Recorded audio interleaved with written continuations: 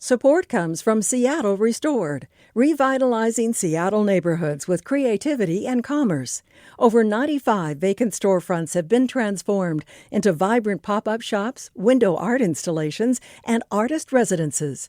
Explore current and past locations at seattlerestored.org. Hi, and welcome to Meet Me Here, your weekly guide to arts and culture worth leaving your house for. I'm Jeannie Yandel, and this week, don't leave your house. Our big event that we're excited about is sitting at home with an excellent book, or maybe several excellent books. For the holiday, Books host Katie Campbell is going to walk us through how to find your next great read, even if you're in a little bit of a reading rut. But first, she's taking a moment at the new year to celebrate what a great city Seattle is for readers. Take it away, Katie. Y'all, this is literally a city of literature. Seattle has an official UNESCO designation as a city with an incredible literary culture. There are plenty of bookstores, literary organizations, festivals, events, programs, and, of course, an amazing community of readers. And those readers are so voracious, they practically eat books. But just because you've got the appetite doesn't mean you know what you want to eat or read. It's like a buffet. You go into the library and you're just like, where do I even begin? I'll just throw everything on my plate, and then you get too full too fast. I've officially stretched this metaphor too far, but you know what I'm saying. Anyway, Stesha Brandon is one of those voracious readers, and I can't think of anyone better to help us climb out of a reading rut.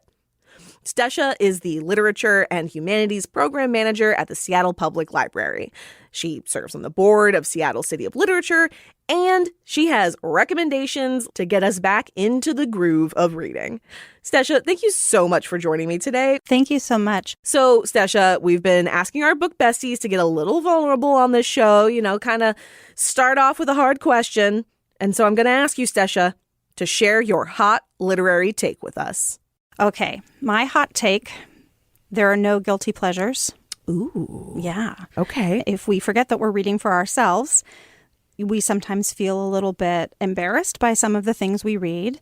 That happens with a lot of people that read genre, is it's kind of dismissed somehow because it's not literary enough. But you know what? If you enjoy it and it makes you think and you're into it, that's great. I'm happy to say that romance readers are rejecting that now and, yes. and very out loud and proud about that, which is fantastic. We love that. I will say there's something to be said for trying something different, challenging yourself to read something that you wouldn't normally read, or sticking with a book that maybe isn't necessarily talking to you initially, because that can be a learning experience as a reader. You can learn a lot about yourself. Mm-hmm. And also, it's supposed to be fun. Yes, exactly. So, Stesha, as a big reader, what is your reading routine? Well, I read a lot of different kinds of books. So I tend to read nonfiction in the morning and fiction at night. I will say we are those people that walk our cat out in the neighborhood. And so sometimes I will bring a book with me, especially right now. I've been reading so much that I am never without a book. My husband calls it ABR, always be reading. And so I am out there walking the cat with a book. And it works out because he actually will go and sniff a little bit and stand still for a minute. And so I get a chance to actually kind of read, and he'll want to walk to the next thing. So you're walking with a physical book in your hand and just do. Sometimes I do listen to audiobooks while I'm walking. That's obviously easier, but yes. Sometimes if I don't have them on audio. That's dedication, girl. I love it. Honestly, I think of you as Queen Bookworm, as I've got to know you. You've been designing events for book lovers in Seattle for more than 20 years. You are so deeply invested in the literary community and in reading. But have you ever hit a reading rut? Oh, absolutely. I think it's very normal. You're imagining things, and sometimes, depending on what it is you're reading, you might be challenging yourself in other ways. And so I think that sometimes your brain gets tired, and that's okay. It's okay. It's a muscle. We want to keep working with it, right? Can you tell me about a time when you fell into a reading rut that you had to work that brain muscle for? I actually found that I could not read for the first couple months of the pandemic because of the anxiety. It was too hard. And so I gave myself some grace around that. And then I eased in with books that I love. Like I love cozy mysteries, and they're comforting too because everything gets solved at the end. Yes. And so that helped me ease in. But I have had that situation where you read something that you love so much and then you don't know what to read next because you don't want to leave that world. And so I do think it's important to give yourself a little bit of time. That might even be a couple days where you're saying goodbye to those characters or to that world. What I normally do is I will choose something that's a completely different genre because it doesn't compete. Then I'm not comparing it to the book that I just finished that I loved. I loved The Ministry of Time. And it was so much more than what I thought it was going to be. You know, I kind of went into it thinking, okay, this is going to be time travel and this is going to be, you know, rom-com and that's going to be fun. And then it was about colonialism and it's about polar expeditions and it's about all sorts of things. And so I did need a little bit of a break because it was so much fun and so different from what I was expecting it to be. I took a little break and then I went and read some nonfiction. And that's my number one tip for people if they are finding themselves in a reading rut is to just try a different genre. It sounds like your main pieces of advice to get out of a reading rut: be patient with yourself. Yeah. Acknowledge that this happens to all of us readers. It doesn't make you any less of a bookworm.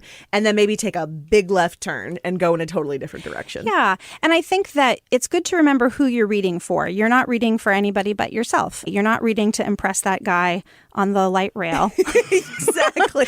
So we talked a lot about how to get out of a reading rut. Now let's talk about getting into a reading groove. Of course, that can look very different for a lot of different people. I know when I'm in a reading groove, like things just seem to come to me, like great things that I've been looking forward to reading. So do you have any advice on how to get back into your groove? Not just out of a rut, but into that reading groove. There's a couple things that I would recommend that I do myself. So the first thing is ask yourself, why? Is it because you're not liking the book you're reading? Is it because you are grieving that you're not reading the book that you just finished? If it's the latter, maybe just take a moment, or you can also try to find books that are similar. Think about when you might read in your spare time when normally you'd be looking at your phone. You know, if I'm waiting for an elevator, I might read a page or two, or if I'm waiting to get my oil changed, you know, that kind of thing. And so then you're kind of always reading, basically. And that, I feel like that's a good sort of thing to get you back into a groove. One of the other things that this is sort of based on something a writer told me. This writer told me that he stopped writing in the middle of a sentence because then the next day when he would come back to writing, he was sort of already in the middle of the momentum, right? And so what I often will do is I will be like, oh, okay, I'm just going to finish this chapter. And then I end up starting the next chapter, but I stop in the middle before I get through too much. Okay. And so you kind of feel like, oh, right, I'm already in the action. Yeah, in media res. So you work with a lot of readers at the library and all around Seattle. What are some tactics you use to help people figure out their next read in order to avoid falling into the rut? First, I would ask folks sort of what they have been reading and what they enjoyed most in the recent past. And so get that vibe. And then I might ask them a little bit more deeply about what it was about the book that they liked. Was it the world that it was in? The world building? Are you a plotty reader? Was it the characters? And so then that will help direct to books that might vibe with you more. I love that. Well, let's try out some of those tactics on me. I'm asking a lot about ruts right now, Stesha, and I have a confession. That's selfish because I am in a little bit of a rut right now. It's specifically around audiobooks, oddly enough. I have a few other books on my literal stack to read next, but I'm having a hard time getting into audio right now. Please help me. What else is on your literal stack? I'm rereading Bunny by Mona Awad. Yes. There's always a little smattering of short story collections. I did just pick up a tiny read by Stephen Graham Jones called Mapping the Interior. Ooh, I'm also very excited to read. So I have a couple of weird things sitting there. And what kind of audiobook reader listener are you? Do you tend to like certain books on audio? I do like what some books have been doing lately in making a production of them. Gosh. How High We Go in the Dark by Sequoia Nagamatsu has a cast of over a dozen narrators. It's beautifully done. Paul Tremblay's latest horror movie is done as its own like accompaniment production to the book. It was super weird and fantastic because it was super weird. I think of John Darnielle, who's a singer with the Mountain Goats, who's also a weird fiction writer is how I would describe it. A writer of weird fiction. Exactly. And he always has a little bit of like guitar or a little song that he writes for each book. So it's very nice listening. Yeah. Also a weird pick that included music called Hell is a World Without You by Jason Kirk. He's a college football writer who grew up in a very religious community. He left it later in life. He wrote this beautiful book. It's a fictionalized version of what he went through as a kid. And there's music all throughout that as well. And it was just like, it was lovely. It was a great accompaniment. Say, have you listened to The River Has Roots? No. Oh, my goodness. Okay. Oh, my goodness. And, you know, this was a peak pick at the library in physical form, but I listened to the audiobook, and it is amazing. Ooh. The production includes music and sound effects because singing is a form of magic in the book. So there are songs that are important to the plot that you get to hear if you listen to the audio version. Water is sort of important in the plot as well. I won't say much more, but you know, it's about a river. So you get to hear the river. It's an amazing little novella, and the audio is my preferred format for that book. I don't know if you ever read the book, The Husbands, the Holly Gramazio book, No. The Husband. Oh my goodness. It's such a fun, weird little book. Yeah. It's set in London about a woman, and she comes home after like a girls' night out, like bachelorette sort of do, comes home and she has a husband that she doesn't remember having. And she ends up sending him into the attic to grab something. And a different husband comes down. Whoa. And so the book is very, very funny. I kept laughing out loud while I was reading it. And I did listen to that on audio. So maybe that will get you out of your audio rut. It feels very Black Mirror, so I think you're right about that. But funny. Yes. Yeah. Yes. Stesha, thank you for holding my hand through my reading rut. And thank you for these recommendations. Support comes from Seattle Restored, revitalizing Seattle neighborhoods with creativity and commerce. Over 95 vacant storefronts have been transformed into vibrant pop-up shops, window art installations, and artist residences. Explore current and past locations at seattlerestored.org. I'm a firm believer that nature is healing. In these chaotic times, I invite you to take a breath and reconnect with our natural world. Wow, right in front of us. I'm Chris Morgan. Join me on The Wild as we explore stories of hope and resilience in nature. We'll bring you up close to some extraordinary species and learn how they are finding ways to adapt and thrive in fast-changing environments. Listen to The Wild on the KUOW app or wherever you get your podcasts. So we've talked about ways to get out of a reading rut, right? Is there anything that we can all borrow to not get in there in the first place? Oh, gosh. Well, I don't punish myself and force myself to read a book that I'm not liking because I think that then you start doing avoidant behavior, right? Start finding other things to do. Yes. If something's not your vibe right then, it's okay. Yeah. It's okay to put it down and go back to it. And again, remind yourself, who am I reading for? I'm reading for myself. Okay, Stesha, one last thing. So you know that feeling when there's no book, just a void, and you need another book to read, and you're in that rut that we're talking about because of the vibe or the wait list, or you're just hung up on another book. It is time now for Recommended If You Liked. Oh, yes. Getting back into your reading groove. These can be books, these can be essays, TV and movies, rituals, food, whatever gets you into that reading groove. Well, one recommendation that I would have is taking advantage of the library services. Your Next 5 service is amazing and a great way to get recommendations for books. You can write in and tell librarians a few books that you really liked or a few books that you didn't like, and then they will come up with a list of 5 books that you might enjoy. They're happy to help you kind of get back into that reading groove. And so that's kind of a fun thing. And of course, if you go into any of your local bookstores, indie booksellers are happy to talk with you. They want to know about what you read last, what you loved, what you didn't like. They're happy to talk with you about that as well. I love going back to classics sometimes when I'm in that kind of moment, because I might reread something that I know I liked, I know I enjoyed it, and you might get a deeper appreciation. So one of the things I go back to, I'm a big fan of Jane Austen. Her wit, her humor is just delightful. So I will sometimes go back and reread or listen to Jane Austen because it's such a fun thing. But also if Jane Austen is not your thing, then maybe you go back to a classic in the genre that you like the best. So that might be if you like mysteries or you like westerns or, really anything. Go back and read Truman Capote's In Cold Blood. There you go. Whatever it is that is going to maybe shake it up for you. But I think going back to classics, particularly as a new reader, can bring us new insight into something that we're going to then read in the future. Sometimes we need to interrogate why things are classics, so that can be a good thing to do if you're looking for that kind of cure-all. I love that. I am guilty of not being a huge Jane Austen fan, unfortunately. Let's talk. We should talk, but my go-to classic is anything Agatha Christie. Oh, yes. So I always go back to good old Agatha. She's my Jane Austen in this regard. But I have a few recommendations as well. I love to set a vibe, personally. As we've talked about, we have so many incredible bookstores in this city. I live really close to Ophelia's. Oh, lovely. It's the best. It's partially why I moved to Fremont.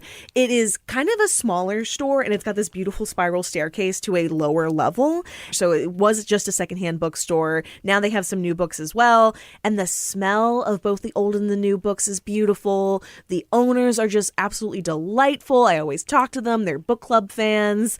And it's a good vibe. Once I've got something in my hands, I love a piping hot bath with some Epsom salts that just gets me in like a take a deep breath kind of mood. And then if I'm really just that the book's not working for me, if all of that doesn't work, I love the podcast Welcome to Night Vale. It's a narrative podcast for listeners who might not know. It's weird. It takes place in the fictional town of Night Vale in the middle of a desert, and just really bizarre things happen. But it's very calming in an odd way and immersive. And then I'll be honest, I think I'm slowly breaking out of my rut because I just started Out There Screaming, which is a black horror anthology edited by Jordan Peele. Fantastic. I just started it this morning, and I have a really good feeling that together with the advice you've provided me, Stesha, it might pull me out of the rut. I do want to go back to something that you said just now, though, because I think we have some other controversy brewing, which is, do you read in the bathtub? Oh, yes. Oh, yes. But not library books. No. Oh, no. Never library books, only my own. But I am also a big audiobook in the bathtub person. Fantastic. Yes, because I am also worried about getting my books wet. Yeah, no, I love reading in the bathtub, too. And it is kind of one of those things where it's like you can tell some of the books that I have read. And I would never do that to public library property, for the record. So we've got lots of recommendations, lots of advice to dig out of this rut. All thanks to Stesha Brandon, the Literature and Humanities Program Manager at Seattle Public Library. She serves on the board of the Seattle City of Literature, and she is now and forever and always a book bestie. Stesha, thank you so much. Thank you. It's been such fun. We have officially thrown everything and the kitchen sink at this reading rut. In summary, give yourself grace, grieve your books, and then when you're ready, switch up genres, maybe read in small moments, consider stopping mid-chapter to build a little momentum for the next time you pick up the book, and, of course, ask for help. Go to your local librarians, your book besties, your booksellers. These people want to help you. But above all else, even when you're asking for help, remember, you are reading for yourself. Meet Me Here is produced by KUOW, a proud member of the NPR network. It's hosted by me, Katie Campbell, Dyer Oxley, and Jeannie Handel. And it's produced by Brandy Fullwood, Kyle Norris, and Matt Martin. You can find more episodes and support the show at kuow.org/meetmehere. I'm Katie Campbell. Let's meet up again, y'all.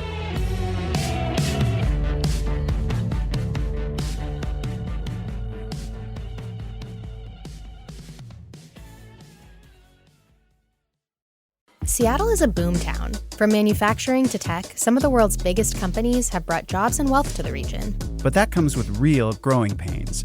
I'm Joshua McNichols. And I'm Monica Nicholsberg. We host Booming, a podcast that helps you make sense of the economic forces shaping our lives here in the Pacific Northwest. From the big budget projects on Seattle's to-do list to the artificial intelligence age, we get into the stories that hit your wallet and our region. Listen now on the KUOW app or wherever you get podcasts.